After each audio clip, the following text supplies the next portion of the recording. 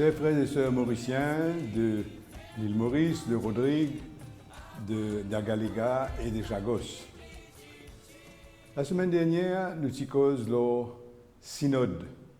Synode qui le pape François vient de commencer dans toute l'Église. Quelquefois, ça mot-là un peu difficile pour comprendre.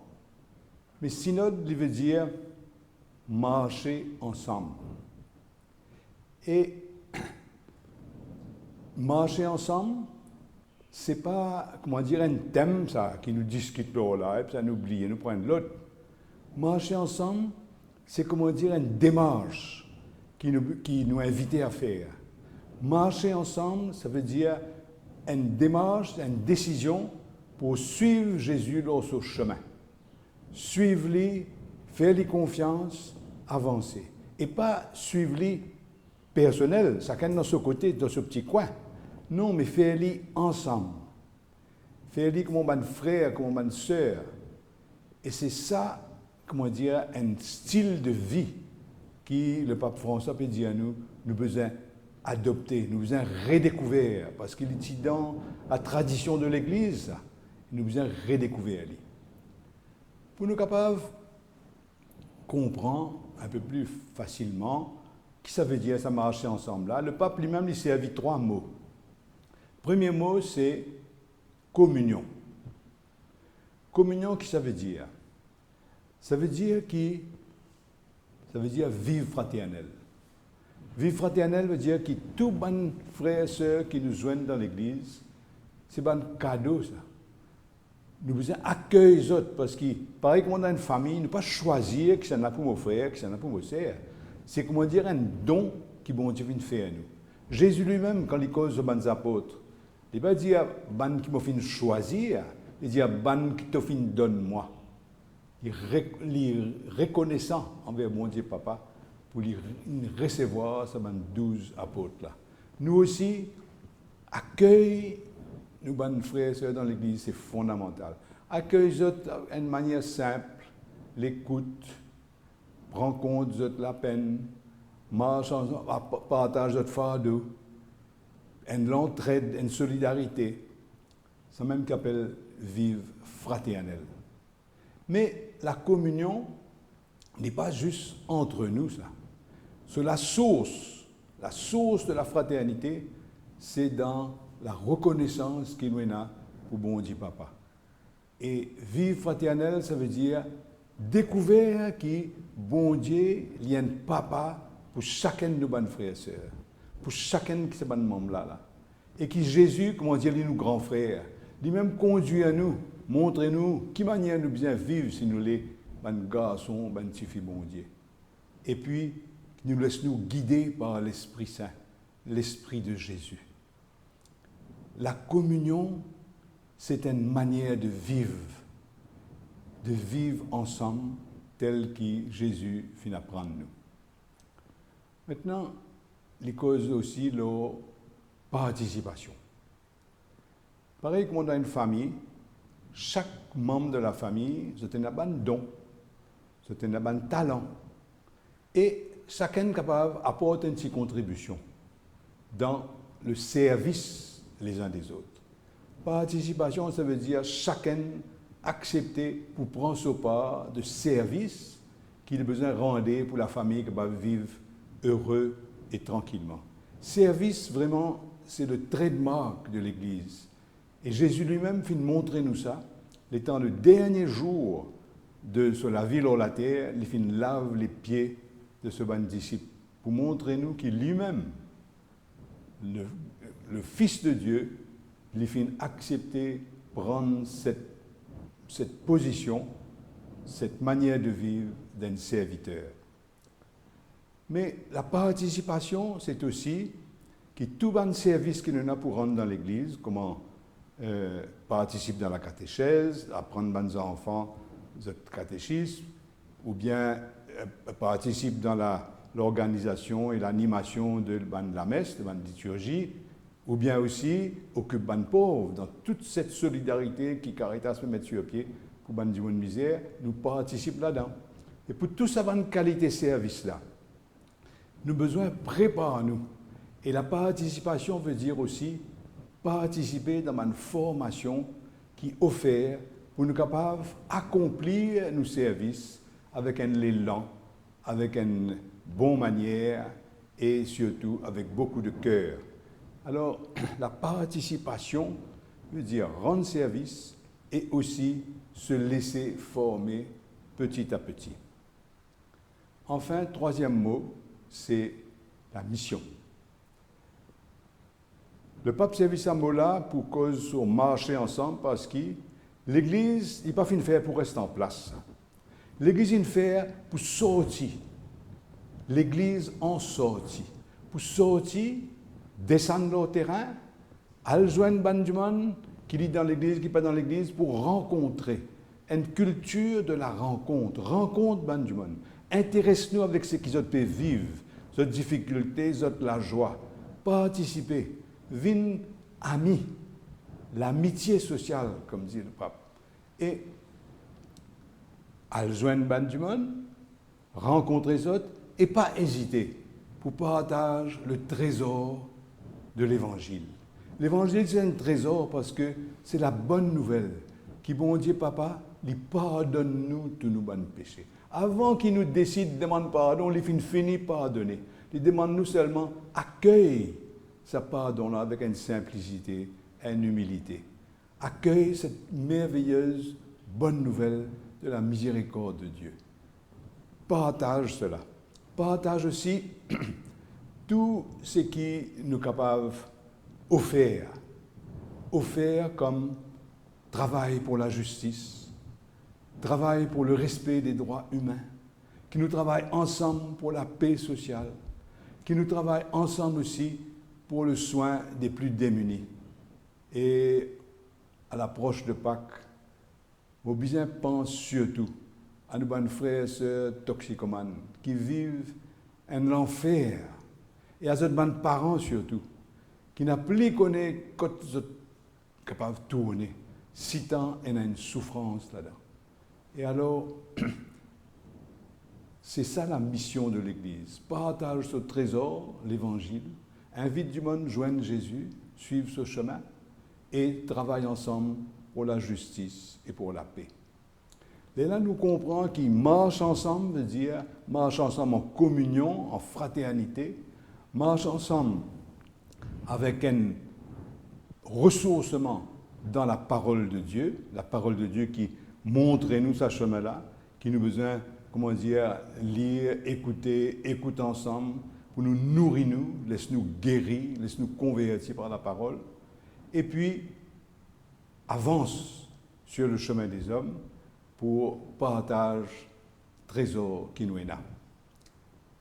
Ça synode-là, marcher ensemble, c'est une conversion à laquelle le pape invite nous.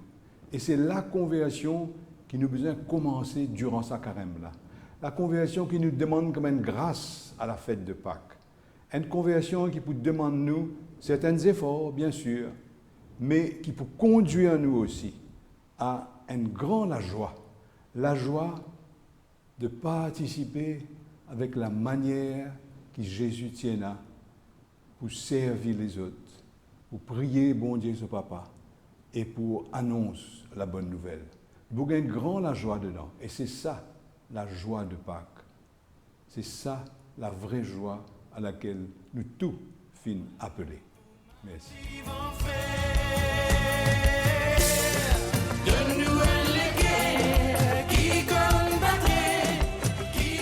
Bonsoir, merci de nous rejoindre pour cette émission autour de la lettre pastorale 2022, bâtir des ponts pour un meilleur vivre ensemble.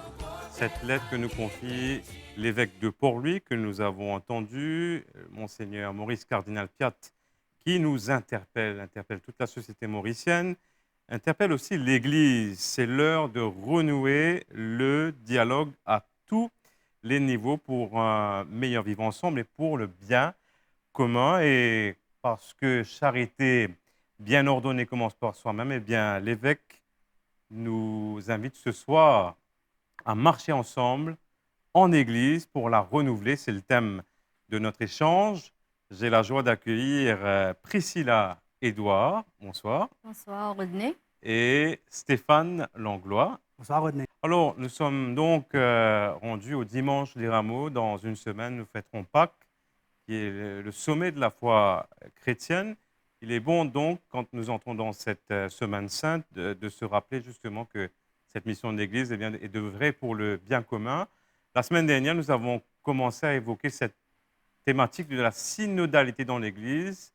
C'est un mot assez compliqué, mais concrètement, cela veut dire marcher ensemble. Ça vient du grec. Donc, je crois que c'est bon de vous poser cette première question. Comment vous recevez cet appel du cardinal Piat? D'abord, Stéphane, marcher ensemble en Église, qu'est-ce que ça veut dire aujourd'hui pour vous? En fait, pour moi, marcher ensemble, c'est vraiment être avec, prendre du temps, chose que je n'ai pas beaucoup, donc en général, je suis très speed.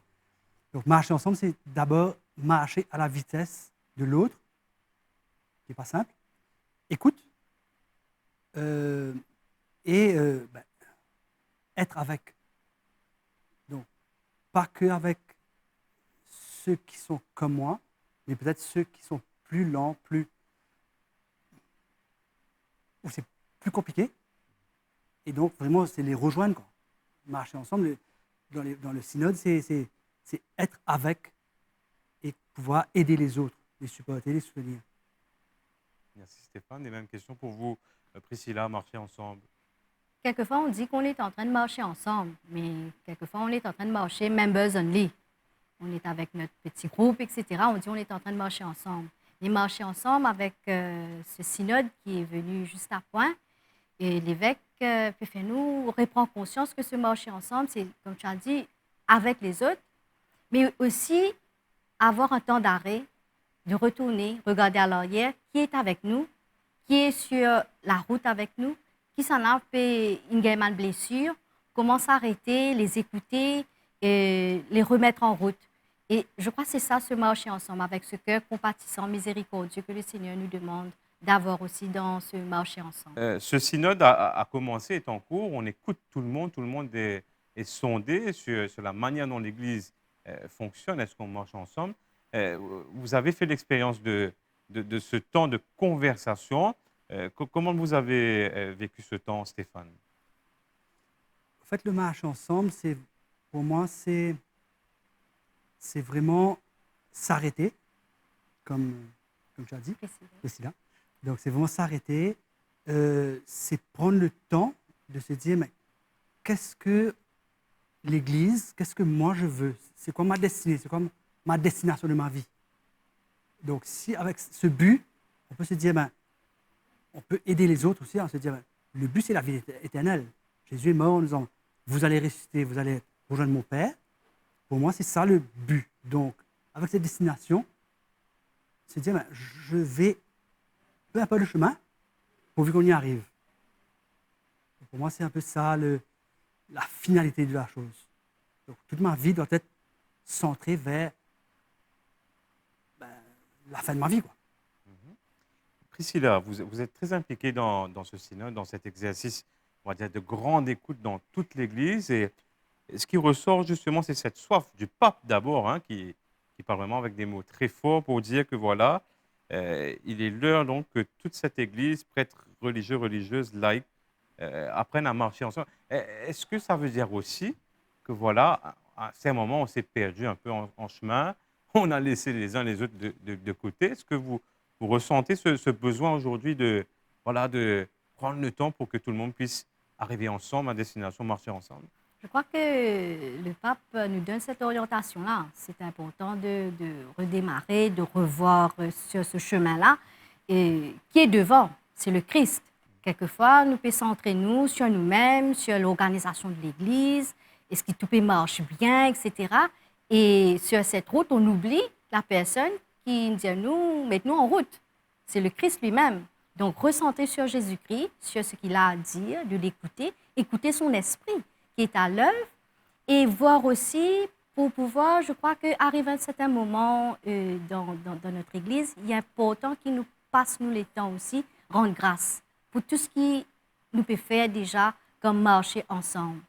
Et puis, le pape aussi nous dit, il ne fallait pas nous donner, comme s'il ne fallait pas à la fin, dans un grand document, etc. Ce n'est pas nécessaire, ça. Pour venir à la fin. Mais ce qui était nécessaire, c'est l'expérience de faire route ensemble, d'apprendre à vivre comme si cette synodalité venait un mode de vie, une respiration pour nous, comme si d'avoir ce temps d'écoute. Et quand nous pouvons écouter, laisse l'autre parler. Et puis laisse l'Esprit Saint gagner une minute, laisse l'Esprit Saint réagir en moi, qui m'étendait là. Je crois que c'est mon expérience que nous vivons dans ces conversations était formidable. Parce que jamais nous vivons mon expérience, parce que toujours nous dans la confrontation, ce que tu as dit, je refute, etc. Donc là, les papes nous disent, ben voilà, c'est comme ça qu'il faut faire. Que la synodalité, synode, il vient un mode de vie, une façon de faire qu'on doit garder. Alors aujourd'hui, l'accent est vraiment mis sur cette question que, justement, prêtres, laïcs, religieux, religieuses, nous tournons dans la même dignité. D'ailleurs, le Concile Vatican II dit. Alors, Stéphane Langlois, là que tu étais dans vos paroisses, est-ce que vous faites ça l'expérience? Vous trouvez que c'est opportun, là, en ce moment, de parler de cette collaboration prêtre-laïque? En fait, je crois qu'il est essentiel que les prêtres aient un contact avec les laïcs pour que mon père connaît qui peut dérouler dans cette paroisse. Sauf qu'il est éloigné de cette réunion, donc il est un petit peu loin. Tandis que les nous, il gagne ça, il peut toucher sa poule pour dire, ouais, alors qui peut arriver. Donc pour moi, c'est essentiel de rencontrer le prêtre et pas lui dire, le prêtre est dans l'église, à la cure, dans les réunions, et puis on ne le rencontre pas, on ne dîne pas ensemble. Je crois que c'est important de rencontrer le prêtre et d'avoir cet échange où tout le monde grandit finalement. On comprend ses contraintes, il comprend notre vie, il voit où on va, que nous challenge et nous guide, quoi. Parce que le prêtre est quand même le guide de la paroisse. C'est ça, c'est bon ce que Stéphane dit, par exemple.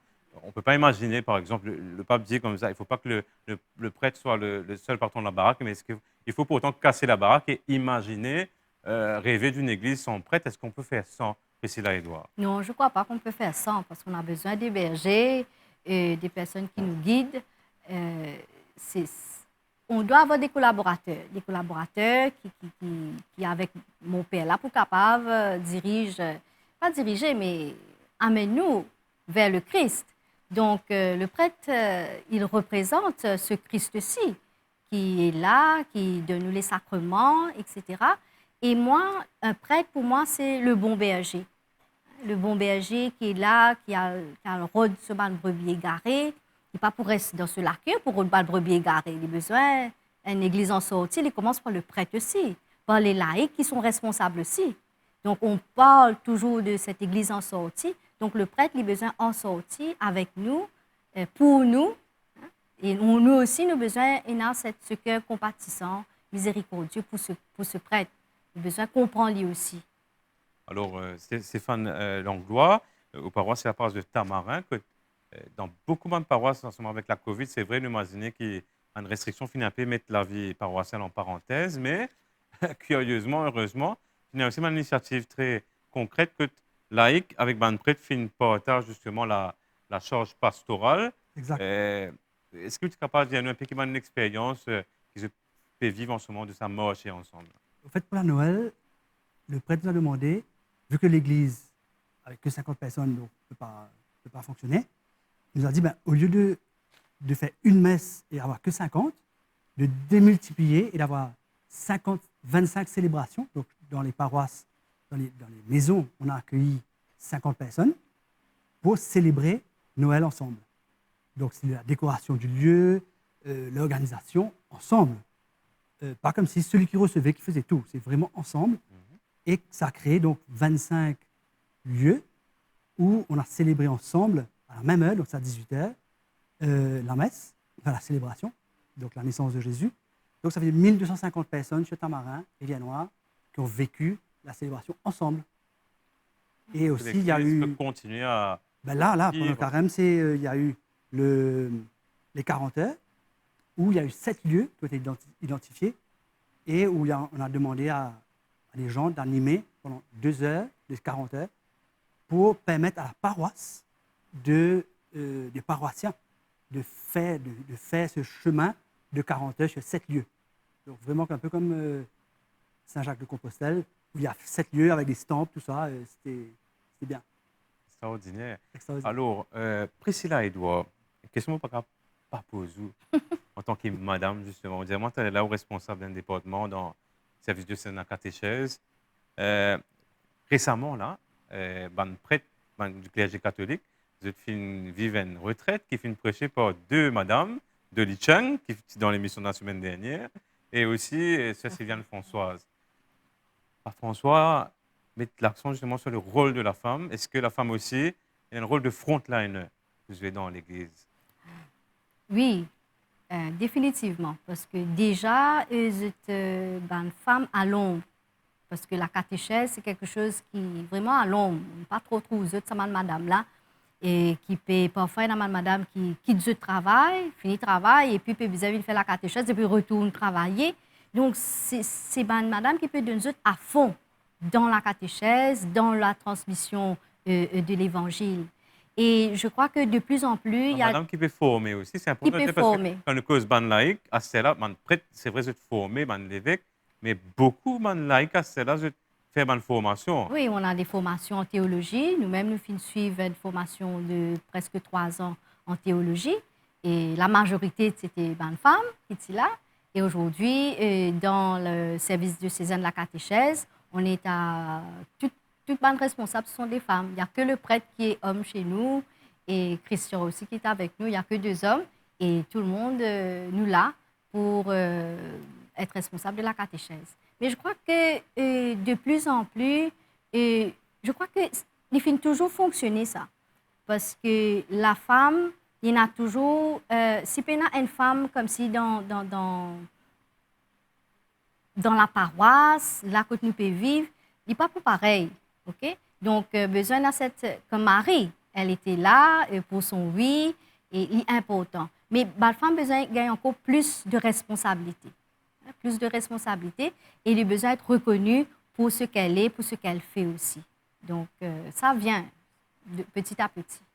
Rodney, sans Marie, il n'y aurait pas eu Jésus. Hein? Ah, voilà. Donc, voilà, donc, c'est essentiel. Alors, en tant qu'homme, justement, Stéphane, quand tu as justement ça désir du pape, de l'évêque aussi, qui nomme beaucoup madame dans l'instance de l'Église, c'est important d'avoir cette collaboration-là ici. Ça serait incomplet d'avoir une Église sans des femmes à l'avant-plan. Inimaginable, parce que quand même la femme a le rôle de transmission, qu'elle le veuille ou pas, c'est comme ça. L'homme aussi, mais bon, l'homme de façon différente. La femme a plus ce côté touché, sensibilité, parler de Jésus, parler aux petits. Avec les adolescents, c'est plutôt le papa qui va donner un peu l'exemple, qui peut avoir une conversation, etc. Mais la femme est clé. Clé la transmission. Est-ce que vous croyez vraiment que ça aidera à coucher d'une église autre après cet exercice du Synode? Quelles sont vos attentes? Moi, j'attends vraiment à ce que l'église écoute, qu'elle entende et qu'elle réponde, pas que l'église, nous, là et que nous, l'ensemble, que nous répondions à ce que nous avons entendu. Pour moi, c'est ça qui est la clé, au fait. Parce que si on croit qu'on va aller dans une direction et qu'on n'écoute pas les vrais besoins, on ne va pas répondre aux besoins. Il faut vraiment être à l'écoute de l'Esprit Saint et se laisser guider pour une église plus dynamique, plus d'actualité, quoi. Plus terre à terre. L'église où il y a plus de démocratie aussi. Écouter la voix des autres. Écouter la voix des autres comme le Christ a fait lui-même. Okay? On ne peut pas dire qu'on va écouter un tel, pas un tel, etc. C'est écouter tout le monde a la même enseigne.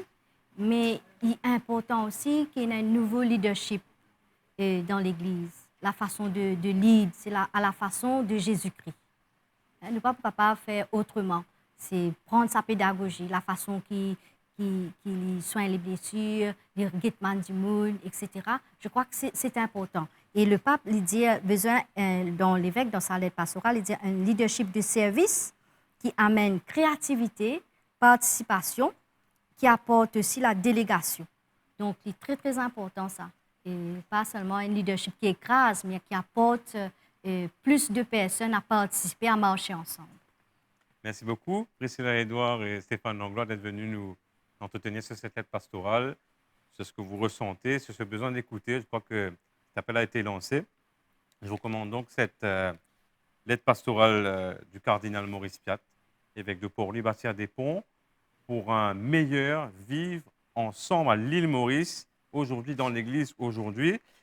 Madame, Monsieur, merci de votre attention. Nous nous quittons pour mieux nous retrouver toute cette semaine. Vous le savez, il y aura tous les rendez-vous de la Semaine Sainte. Je vous souhaite un excellent carême, excellent moment sur les chaînes de la MBC et déjà, joyeuse fête de Pâques à vous.